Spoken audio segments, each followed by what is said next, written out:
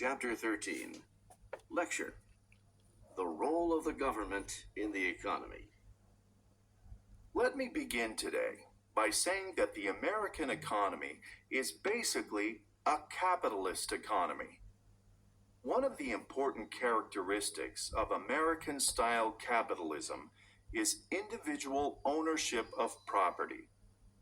Property includes such things as houses and land, businesses, and intellectual property, such as songs, poems, books, and inventions. Another important characteristic is free enterprise. This means the freedom to produce, buy, and sell goods and labor without government intervention. A third characteristic is free competitive markets. That is, businesses that succeed stay in the market, and those that fail must leave the market. In this type of economy, not everyone will be able to find a job at every moment, and not all businesses will be successful. But in a pure capitalist system, the government is not expected to interfere with the natural economic forces. The idea in a pure capitalist system is for the government to take a laissez-faire attitude toward business. That is, the government's role should be very limited. For example, in a pure capitalist system, the government might provide national defense. It could also make laws protecting ownership and use of private property. And finally, in a pure capitalist state, the government might provide those things that private businesses could not or would not normally provide, such as roads and schools. But otherwise, the government would allow businesses to operate without intervening. In truth, the United States is not a pure capitalist system. The U.S. government today does not maintain a completely laissez-faire attitude toward business. The government's role in business grew throughout the 20th century, beginning especially in the 1930s. This expanded role of government is a complicated subject, and I'm going to discuss only a few of the issues today, just to give you some idea of why and how the government regulates the economy. We'll be discussing 4 basic reasons why the government intervenes in the economy. An important reason that the government tries to regulate the economy is to protect the environment. Because the costs of polluting the environment can affect all members of society, the government uses various legal means to try to regulate businesses and to protect the environment. Companies must comply with certain government regulations. For example, companies may be required to install pollution control equipment. The government also has regulations about how and where toxic waste can be dumped, and imposes fines on companies that do not follow these regulations. You may remember the BP oil spill in the Gulf of Mexico in 2010, which resulted in the worst environmental disaster in U.S. history. It affected the states of Louisiana, Mississippi, Alabama, and Florida.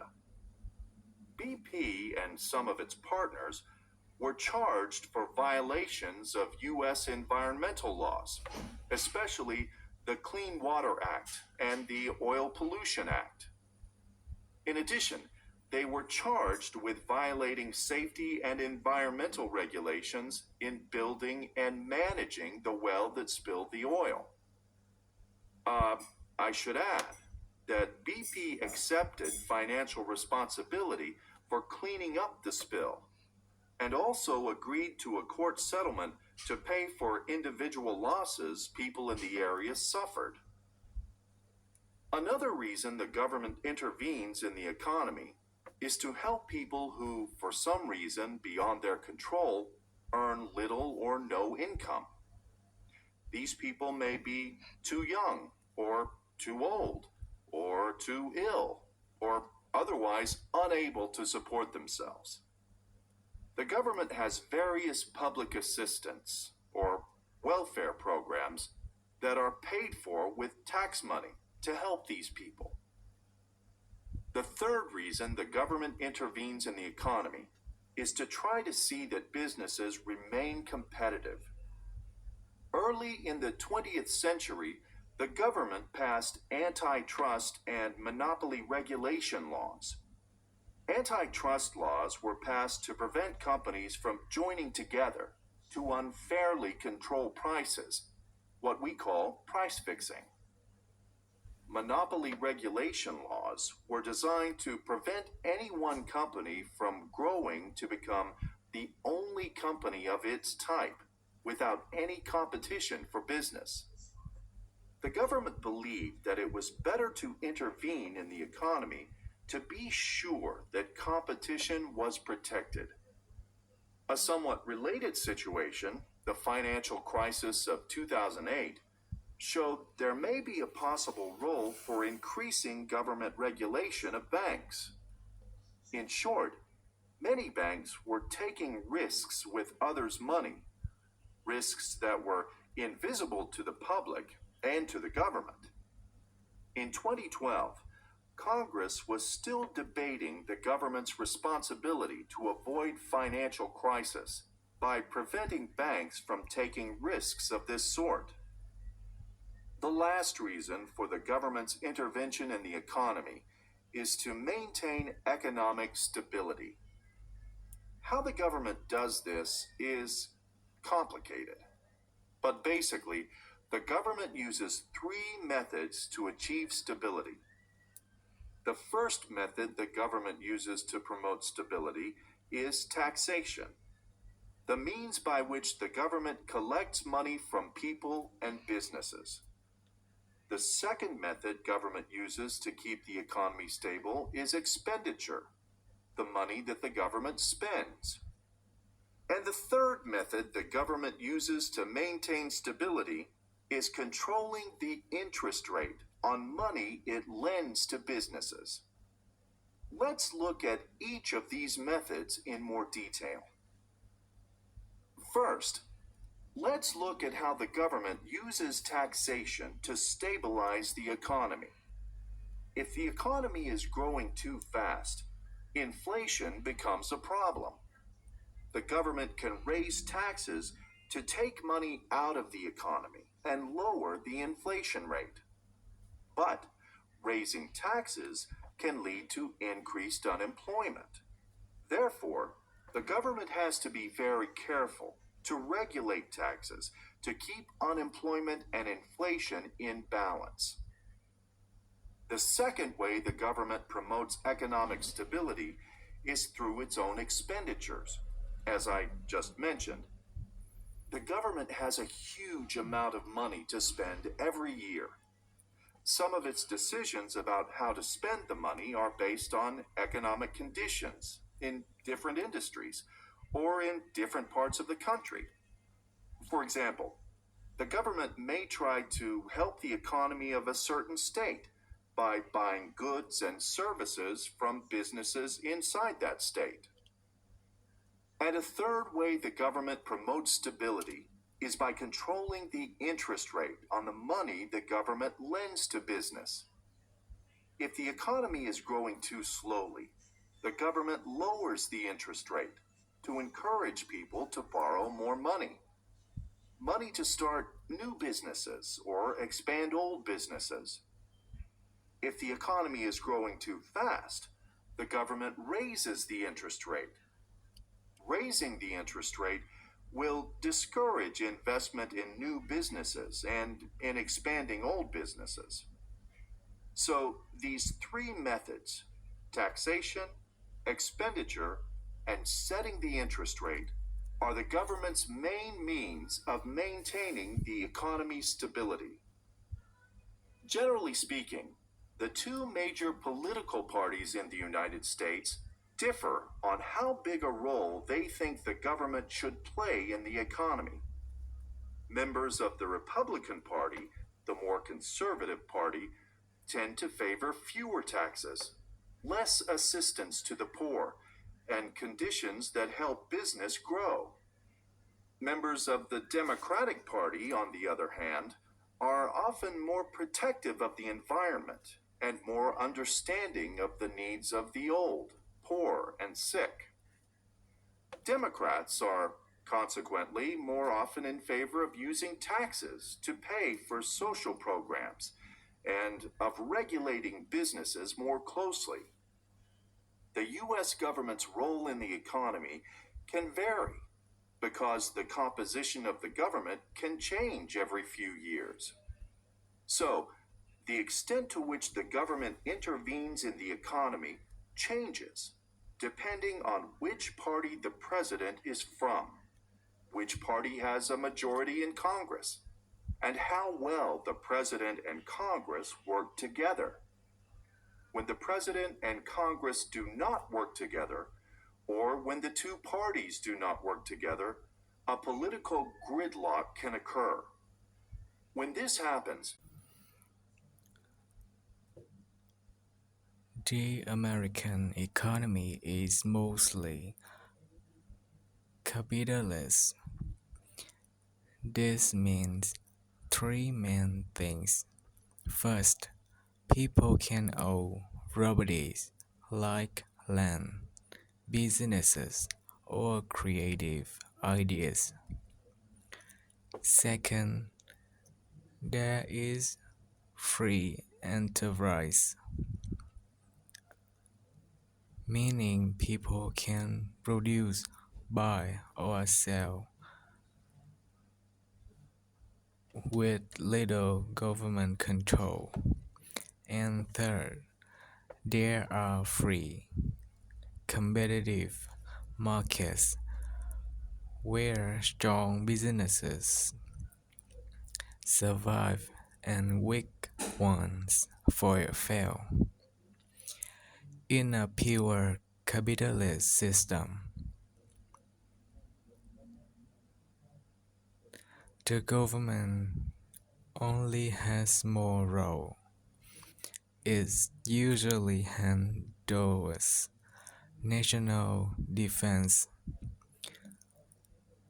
protects private property, and provides public services like roads and schools. This is laissez-faire.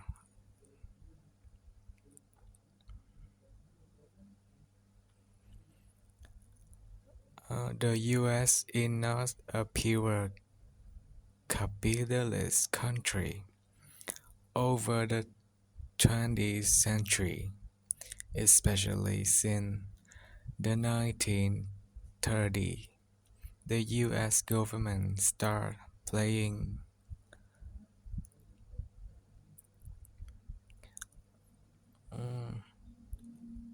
the government role become expand. There are four reasons. One, to protect the environment.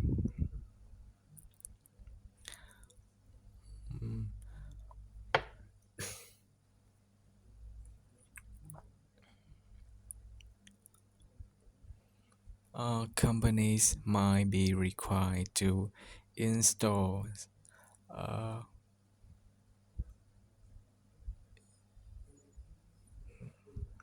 install uh, pollution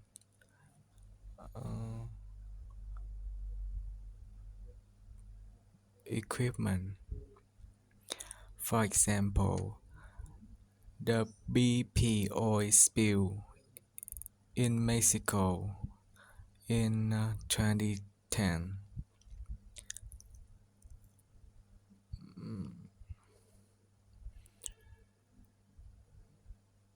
had to pay and cover the damage. The second reason is to have people with low or no income. Some people can work,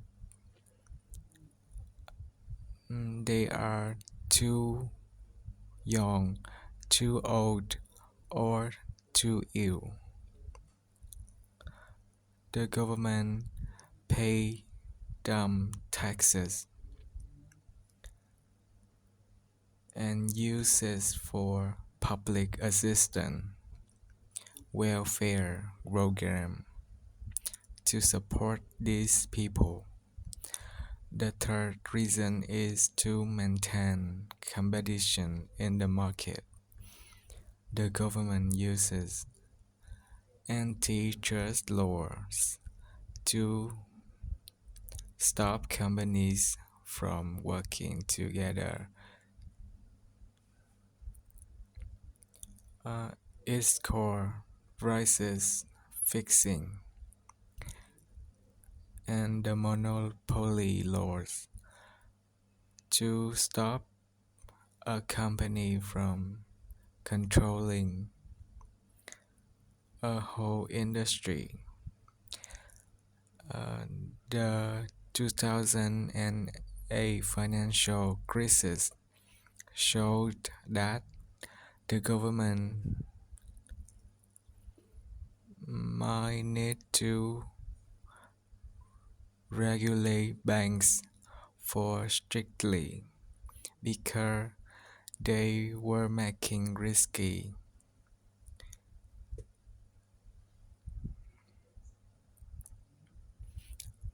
that affected the entire economy.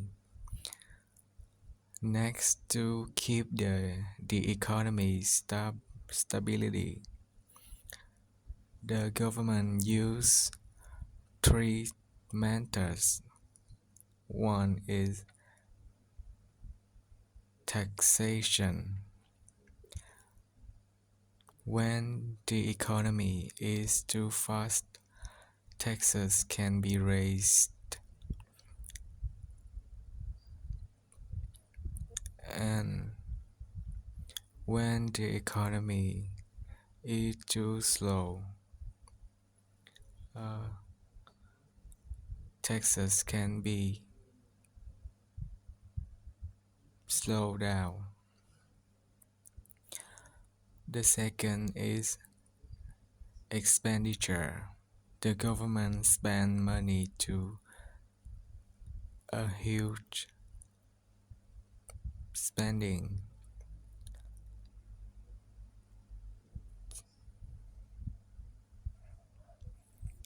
So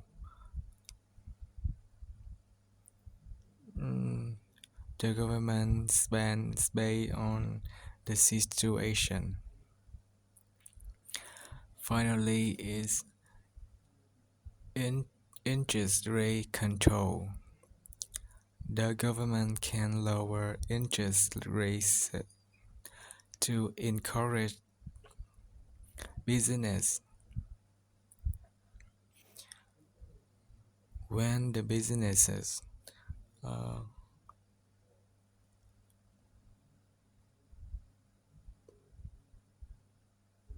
when the economy is too slow, the interest rate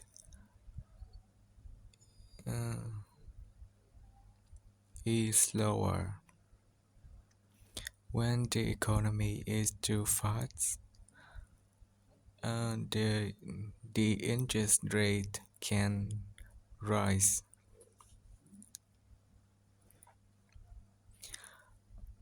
There are two major U.S.